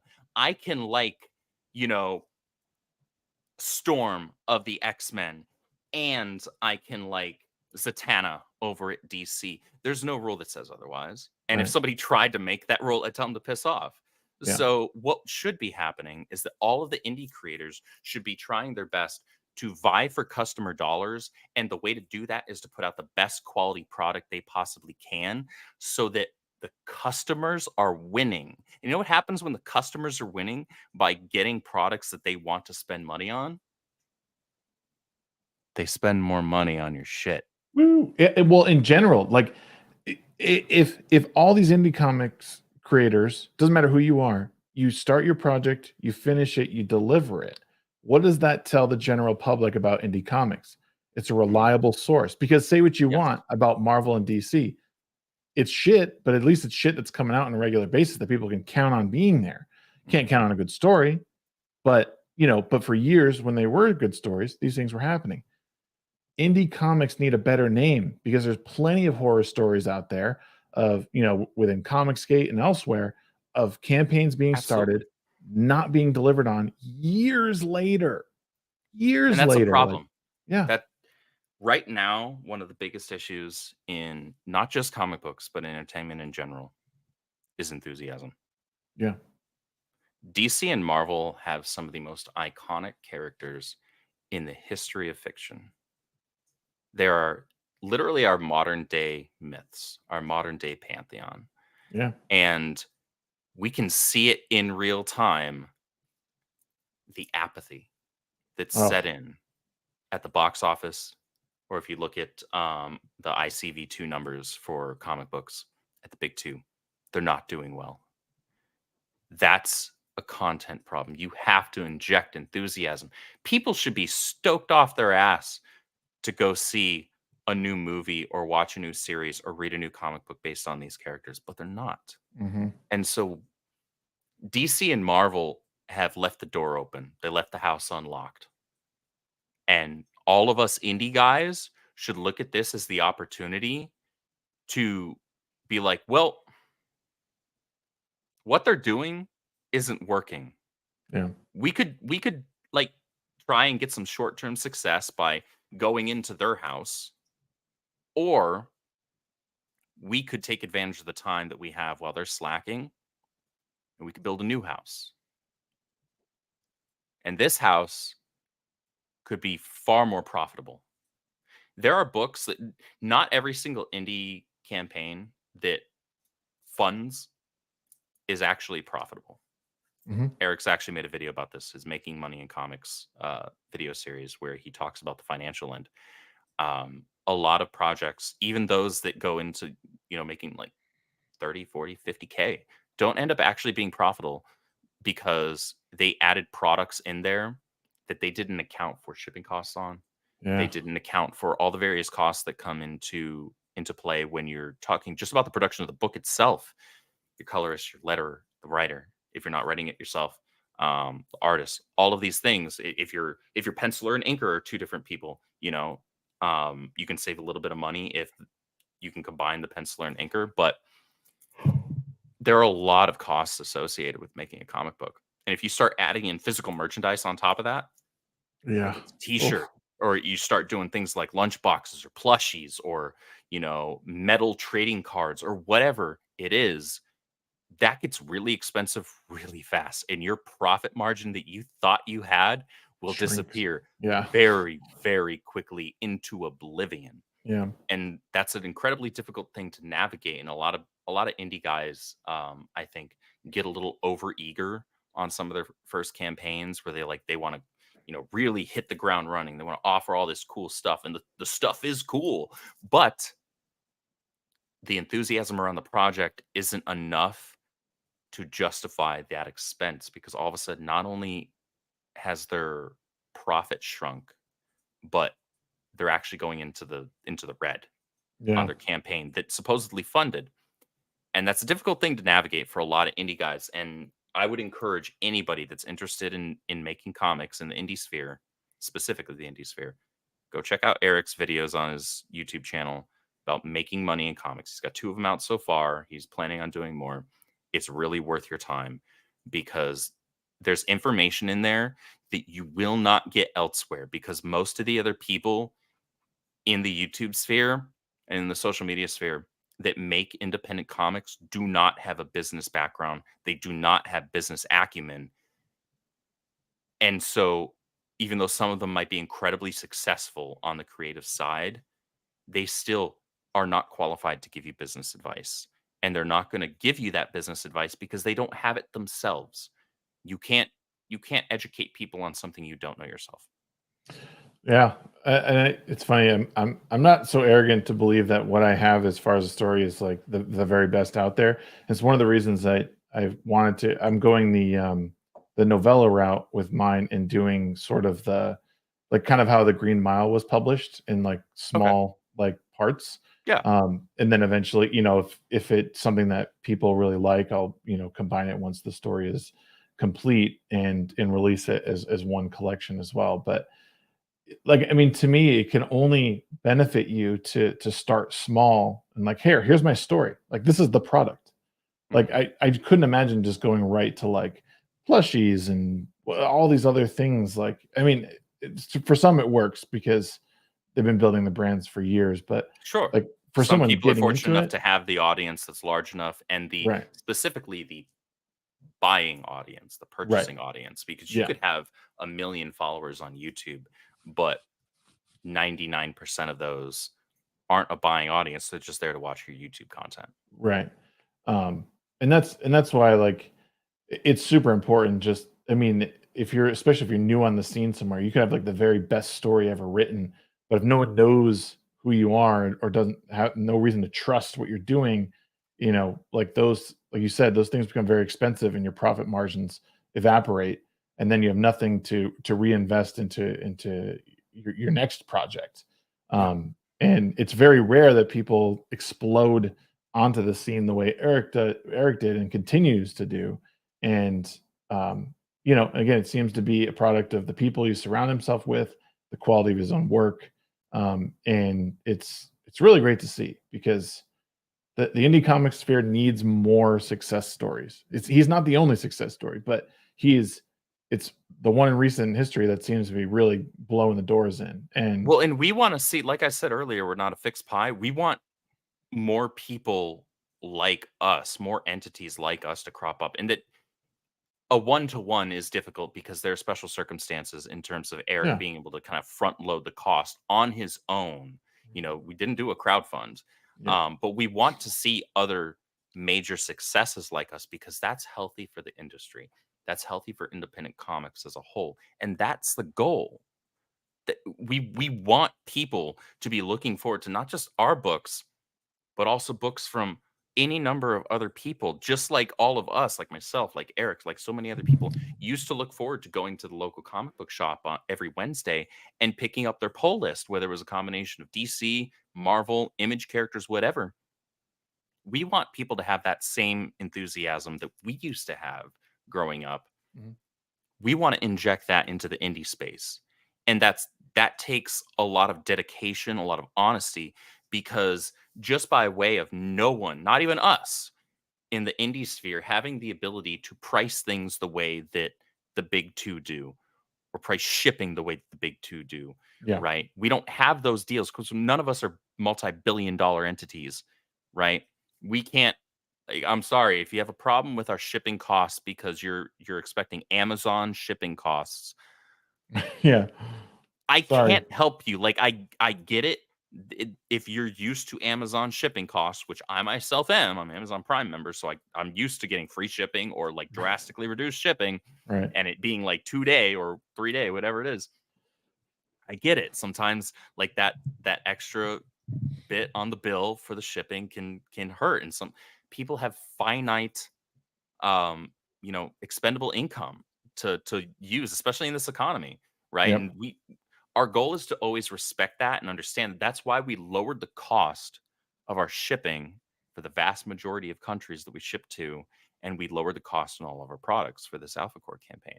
It wasn't because we see Chuck Dixon and Joe Bennett's book as being valued at less. No, No. because of the success that we received from our incredible fans, we were able to take that and renegotiate things like printing deals, things like shipping deals. We were able to go back to the negotiating table for those. And what we chose to do was to pay that forward to our customers. And that's where we try to mitigate that. We are likely never going to get to Amazon shipping rates. No. But we're But always wait, going to try our best Eric, can to you please buy the post office so we can have free shipping? Well, I mean, it is the federal government that runs that, and the government's broke as hell. So, Right. I mean, it should, on paper, it should be able to be purchased for pennies on the dollar. But that's the government thinks that they're worth gold. That's true. Well, Andrew, man, I appreciate your time, man. This has been a really fun conversation, which I knew it would be, informative, but not, not it's no spoilers. Thankfully, you get to keep your job for another day. Another day. Whew. Right. Chat, thank you so much for hanging out. The Sausage Sisters in chat, jokingly, CJ, thank you so much. Silvar, there's been a lot of people bouncing around in chat, and I really appreciate the support.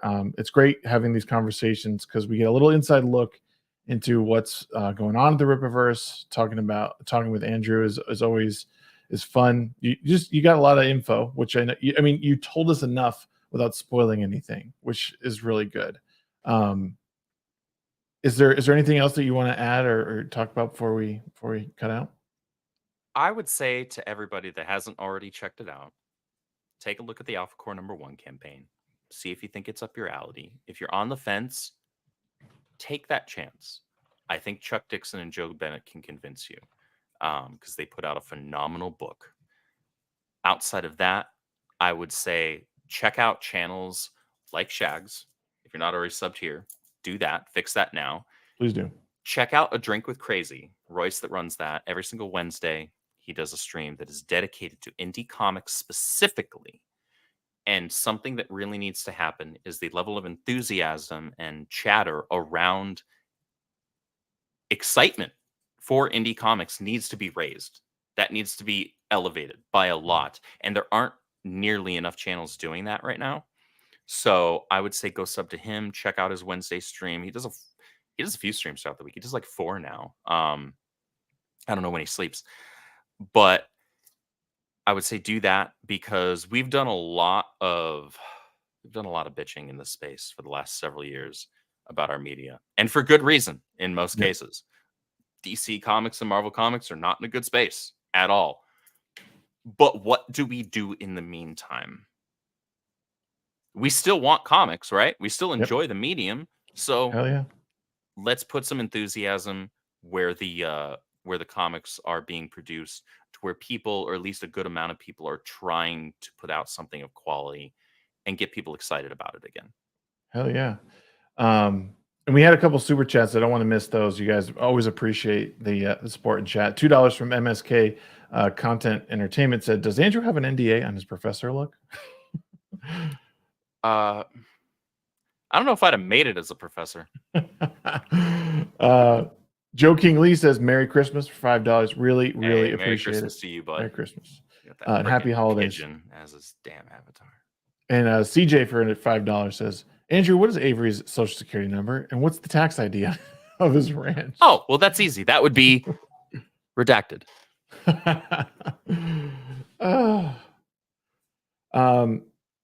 Yeah, guys, it's been a lot of fun. That's going to do it for us tonight. I really appreciate everyone. If you're not subscribed to the channel, I hope you guys will consider it.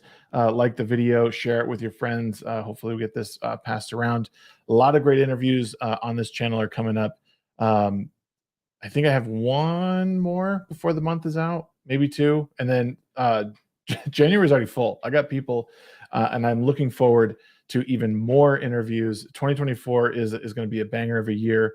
I'm going through a social media cleanse right now, which is doing me lots of good. Bless you for that. It's worth it. It's helpful. Also consider joining my Discord as well. The link's down in the chat, or I'm sorry, down in the description. I'm starting to have more conversations over there, hanging out, be a part of the discussion. I like to have some think pieces going in there. You guys can be involved in that and helping me work through some really hard things. So thank you very much, Andrew. Thank you so much, brother. Appreciate your time. Thank you for letting me on your show, man. I appreciate it. Hell yeah. You let me into your home. Anytime. Hopefully you don't regret it. No. All right, guys. We'll see you later. See ya.